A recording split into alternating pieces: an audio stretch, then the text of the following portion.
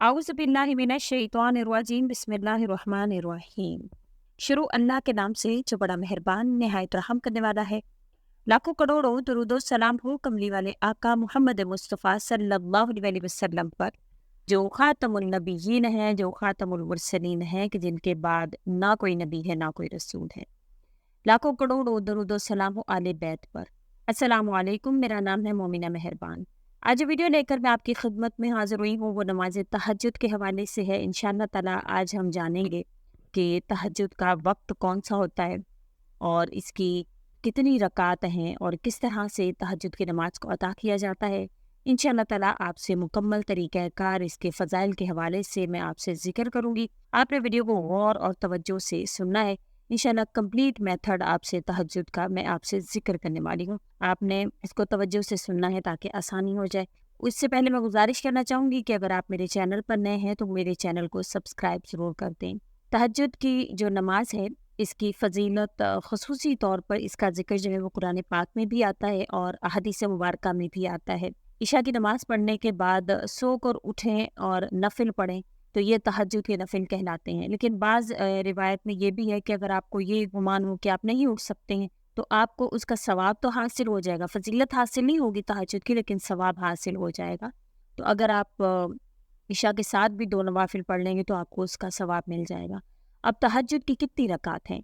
तहज्जुद की कम से कम 2 और ज़्यादा से ज़्यादा 8 या 12 रकात हैं। आप सल्लल्लाहु अलैहि वसल्लम तो बहुत खुशू वाली और बहुत लंबी तहज्जुद जो है पढ़ा करते थे। लेकिन अगर आप चाहते हैं कि हमेशगी आप इस पर रखें तो आप 2 से इसका आगाज़ करें, यानी 2 रकात से। इंशाअल्लाह आहिस्ता-आहिस्ता आपका खुशू पैदा होगा, आहिस्ता-आहिस्ता आपको तहज्जुद में जो है वो आपका लगाव होगा तो आप फिर ज़्यादा से ज़्यादा अदा कर पाएँगे। इस नफ़िली नमाज का जो वक़्त है वो तहज्जुद का वो रात का पिछला पहर है, यानी कि तकरीबन 1, 2, 3 बजे का। ये वक़्त जो है वो बहुत ही ज़्यादा बेहतरीन वक़्त कहलाता है। कुरान मजीद में तहज्जुद की नमाज़ के बारे में अल्लाह ताला के इरशाद आलिया हैं कि वो लोग जो अपने रब के लिए रात को सजदा करते हुए और क़याम करते हुए गुज़ारते हैं। ये सूरह फुरक़ान की आयत नंबर 64 है। और रात के कुछ हिस्सा में तहज्जुद पढ़ा कीजिए क्योंकि ये आपके लिए ज़्यादा फ़ायदेमंद है। करीब है कि आपका परवरदिगार आपको मकाम महमूद पर फ़ाइज़ कर दे। ये सूरह बनी इसराइल की आयत नंबर 79 है। इसी तरह सूरह ज़मर की आयत में अल्लाह करीम फरमाते हैं, भला वो शख्स जो रात के औकात में सजदा और क़याम की हालत में इबादत करता है, आखिरत से डरता है और अपने परवरदिगार से उम्मीद रखता है। तहज्जुद की नमाज के बारे में हदीस मुबारका में बहुत ज़्यादा इसकी फ़जीलत है और इसके पढ़ने का बहुत ज़्यादा सवाब और रहमत इसके हवाले से फरमाया गया है। हज़रत सलमान रज़ी अल्लाह तआला अन्हा फरमाती हैं कि एक रात नबी करीम सल्लल्लाहु अलैहि वसल्लम सोकर उठे और इरशाद फरमाया, पाक है अल्लाह की ज़ात, ये रात किस कदर फितनों से भरी हुई है, जिससे बचने की फ़िक्र करनी चाहिए। और ये रात अपने अंदर कितने ख़जाने रखती है, यानी रहमत के ख़जाने जिसको समेटना चाहिए। इस पर्दा में रहने वालियों को कौन जगाए?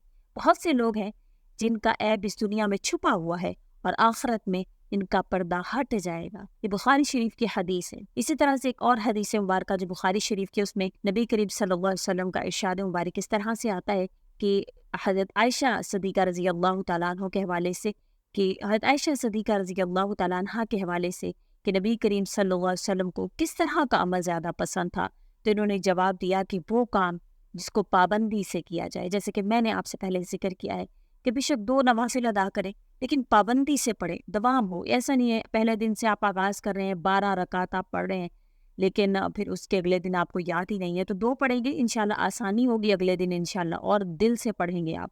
तो इसी तरह से फरमाया जाता है कि आप सल्लल्लाहु अलैहि वसल्लम ने फरमाया कि सबसे ज़्यादा महबूब अमल, सबसे ज़्यादा पसंदीदा अमल अल्लाह ताला को वो है जिस पर पाबंदी की जाए।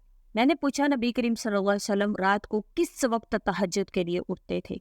आयशा सिद्दीक़ा रज़ी अल्लाह तआला अन्हा ने जवाब दिया कि आप इस वक्त उठते जिस वक्त मुर्ग आवाज़ देता है, यानी आखिरी शब में।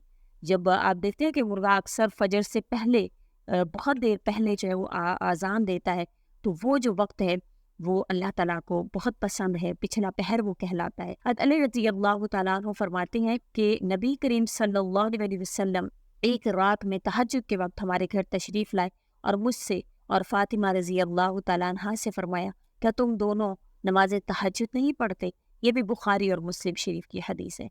اسی طرح ابو داؤد شریف کی ایک حدیث ہے قیام اللیل کے حوالے سے، یعنی نماز تہجد کے حوالے سے، کہ نبی کریم صلی اللہ علیہ وسلم نے فرمایا کہ تہجد جو ہے وہ کبھی بھی نہیں چھوڑنا چاہیے۔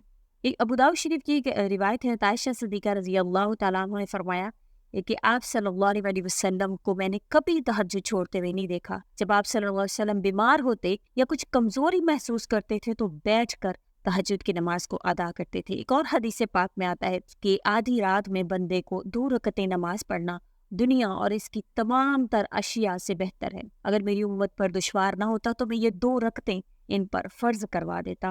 یعنی کہ آپ اس کے حوالے سے، یہ تہجد کے حوالے سے، آپ بے شک بہت لمبی چوڑی نمازیں نہیں پڑھے، تھوڑی سی یعنی 2 رکعت ہی پڑھ لیں، لیکن لازمی پڑھیں۔ اس کی بہت زیادہ فضیلت ہے۔ آپ کی بہت سی ایسی دعائیں جو قبول نہیں ہوتی اور آپ چاہتے ہیں کہ وہ قبول ہوں، تو انشاءاللہ تعالیٰ آپ دیکھیں گے کہ اپنی آنکھوں سے وہ آپ کی دعائیں اللہ تعالیٰ ضرور قبول فرمائیں گے، کیونکہ اللہ کریم اس وقت پہلے آسمان پر ہوتے ہیں اور اپنے بندے کی ہر دعا کو قبول فرماتے ہیں۔ اس کو بخاری اور مسلم شریف کی ایک حدیث میں حضرت ابو ہریرہ رضی اللہ تعالیٰ عنہ کے حوالے سے ذکر کیا جاتا ہے کہ جب رات کا 1/3 حصہ باقی رہ جاتا ہے، اللہ تعالیٰ پہلے آسمان پر آتے ہیں اور بندوں کو بلاتے ہیں، کہتے ہیں کون مجھے پکارتا ہے کہ میں اس کی مدد کو آؤں، کون مجھ سے مانگتا ہے کہ میں اس کو دوں، کون مجھ سے معافی مانگتا ہے کہ میں اس کے گناہوں کو معاف فرما دوں۔ صحابہ کرام نے بھی نماز تہجد کی ادائیگی کا اہتمام نہایت ذوق اور شوق سے کیا، اور اس کے بعد تبع تابعین نے بھی بڑے ذوق اور شوق سے کیا۔ اور بے شک جو انسان یہ گمان کرتا ہے کہ میرے مسائل کا حل جو ہے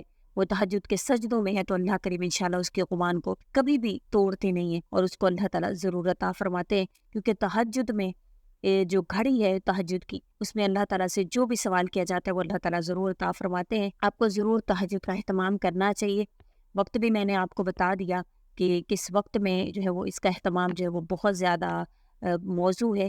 آپ نے انشاءاللہ اس میں یہ ضرور ادا کرنی ہے تہجد کی 2 رکعت، 2 سے آغاز کریں، پھر اس کے بعد جتنا آپ کا دل کرے انشاءاللہ آپ پڑھیں، اور انشاءاللہ اللہ کریم آپ کی وہ دعائیں جو سالوں سے آپ مانگ رہے ہیں قبول نہیں ہو رہی ہیں، تو اگر آپ تہجد کی نماز کا اہتمام کرتے ہیں، پھر اللہ تعالیٰ سے مانگتے ہیں، تو اللہ تعالیٰ آپ کی ان جو دعاؤں کو ضرور قبول فرماتے ہیں۔ بہت سے لوگوں کا یہ آزمودہ ہے کہ ایسی دعائیں جو ان کی قبول نہیں ہو رہی تھی تو اللہ کریم نے قبول فرمائی۔ آپ کی ہر پریشانی کا حل جو ہے وہ تہجد کے سجدوں میں ہے، تہجد کی نماز میں ہے۔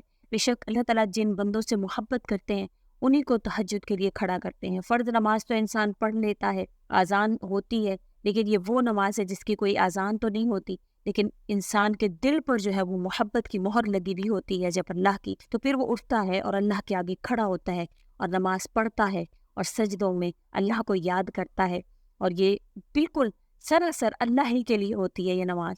تو اللہ تعالیٰ ضرور آپ پر مہربان ہوں گے، آپ کی ہر حاجت کو پورا فرمائیں گے۔ آپ نے ضرور اس کا اہتمام کرنا ہے، اور امید کرتی ہوں انشاءاللہ تعالیٰ اس کے بعد آپ تہجد کا اہتمام کریں گے۔ اسی کے ساتھ اجازت چاہوں گی، وآخر الدعوانا ان الحمد للہ رب العالمین۔ اللہ حافظ۔